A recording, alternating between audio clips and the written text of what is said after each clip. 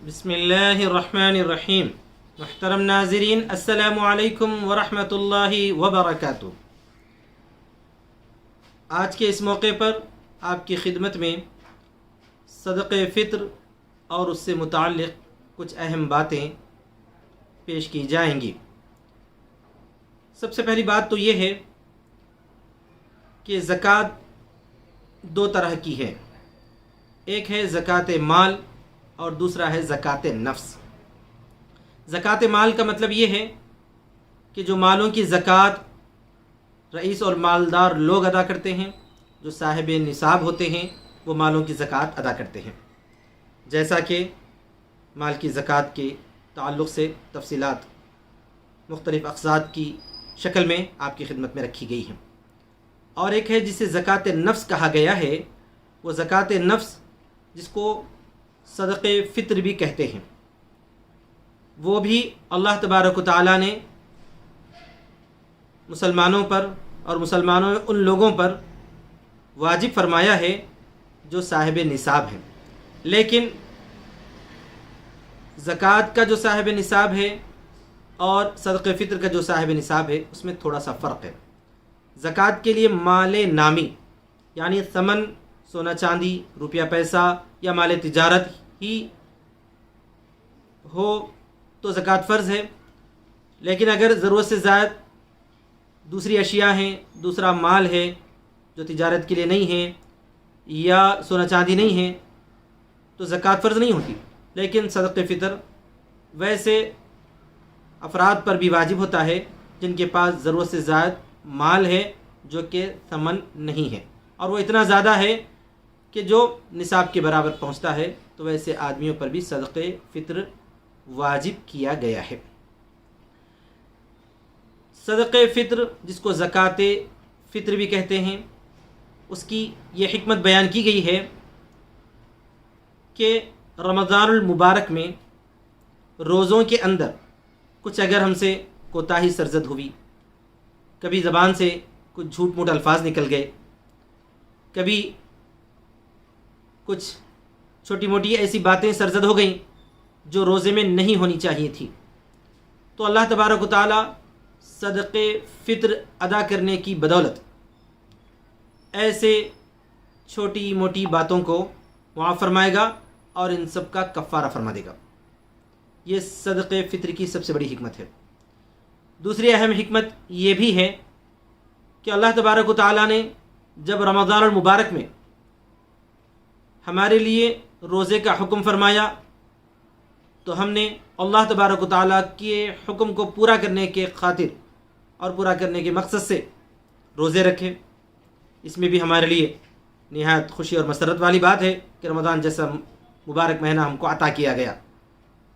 پھر جب اللہ تبارک و تعالیٰ نے روزہ چھوڑنے کا اور افطار کرنے کا حکم دیا، تو وہ بھی ہمارے لیے خوشی کا ذریعہ ہے، خوشی کا باعث ہوتا ہے۔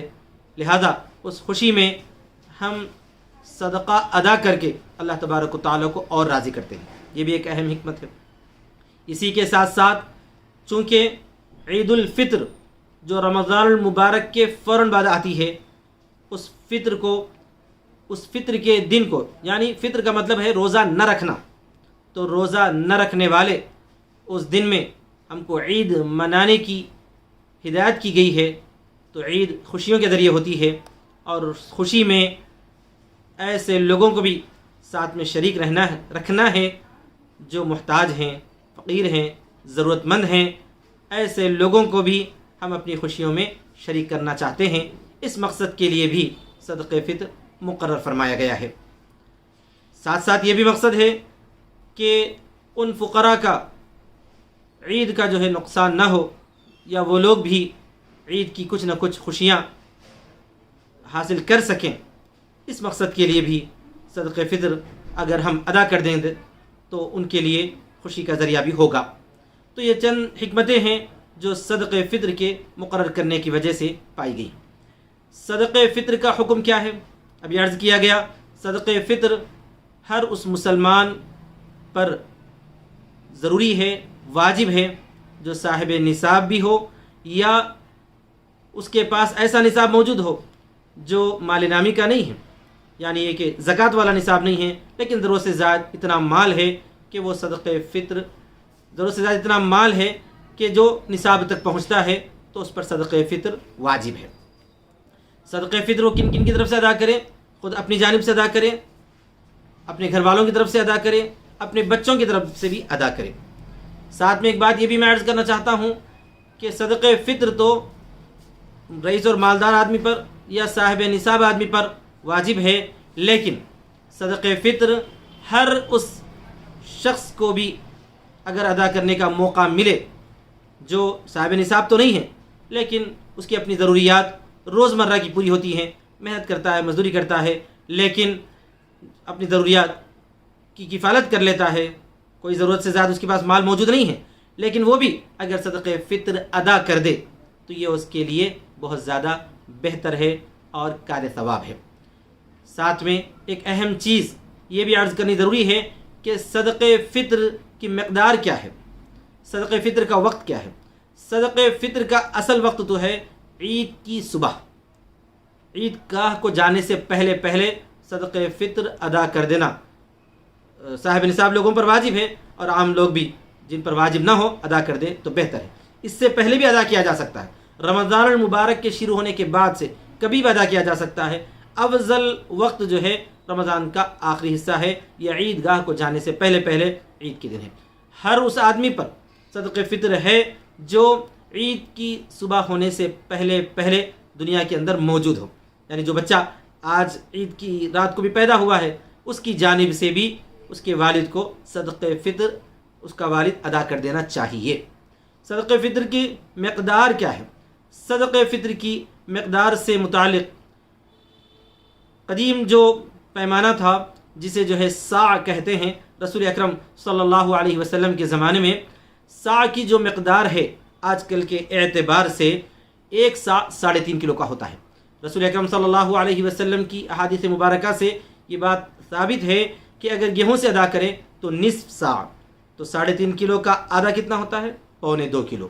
اگر گیہوں کے علاوہ دوسری جو اجناس ہیں ان سے ادا کیا جائے، خاص طور پر حدیث میں جو، اسی طرح کشمش، اسی طرح کھجور کے الفاظ ملتے ہیں، ان سے اگر ادا کریں تو ایک صاع یعنی 3.5 کلو۔ قیمت کے اعتبار سے میں عرض کیا دیتا ہوں، گیہوں آج کل کے اعتبار سے اس کی قیمت بنتی ہے حیدرآباد اور آس پاس کے علاقوں میں تقریباً 80 روپے۔ بہتر ہے 100 روپے ادا کر دیے جائے، کیونکہ کم از کم جس آدمی کو ہم دیتے ہیں اس کی ایک دن کی ضرورت تو کم از کم پوری ہو سکے۔ اگر جو سے دیں، جو یعنی بارلی، تو اس سے قیمت بنتی ہے 3.5 کلو کی تقریباً 245 روپے۔ اس میں بھی آگے بڑھ کر جو ہے اگر ہم 300 روپے ادا کر دیں تو زیادہ بہتر ہے۔ کشمش سے، کھجور سے اگر ادا کریں تو 3.5 کلو کی قیمت بنتی ہے تقریباً 350 روپے۔ اس میں بھی اگر آگے بڑھ کر 400 روپے ادا کر دیں تو زیادہ بہتر ہے۔ آخری چیز ہے کشمش سے، اگر اس سے ادا کریں تو تقریباً 3.5 کلو کی قیمت بنتی ہے 910 روپے۔ بہتر ہے 1000 روپے ادا کر دیے جائے۔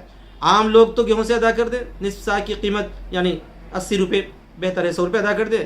لیکن اللہ تعالیٰ نے جن کو رئیس بنایا ہے، مالدار بنایا ہے، جو دین کے کام میں بڑھ چڑھ کر حصہ لیتے ہیں، ان کو چاہیے کہ وہ کھجور، کشمش سے بھی ادا کرنے کی فکر اور کوشش کر لیں۔ اللہ تعالیٰ سے دعا ہے کہ اللہ تعالیٰ ہم سب کو صدقہ فطر ادا کرنے کا اچھے انداز میں موقع نصیب فرمائے، ساتھ ہی ساتھ ہماری جو عید آنے والی ہے اس عید کے لیے ہمیں اچھی خوشیاں نصیب فرمائے اور ہمیں اپنی رضا نصیب فرمائے۔ آمین وآخر دعوانا الحمد للہ رب العالمین، والسلام علیکم ورحمۃ اللہ وبرکاتہ۔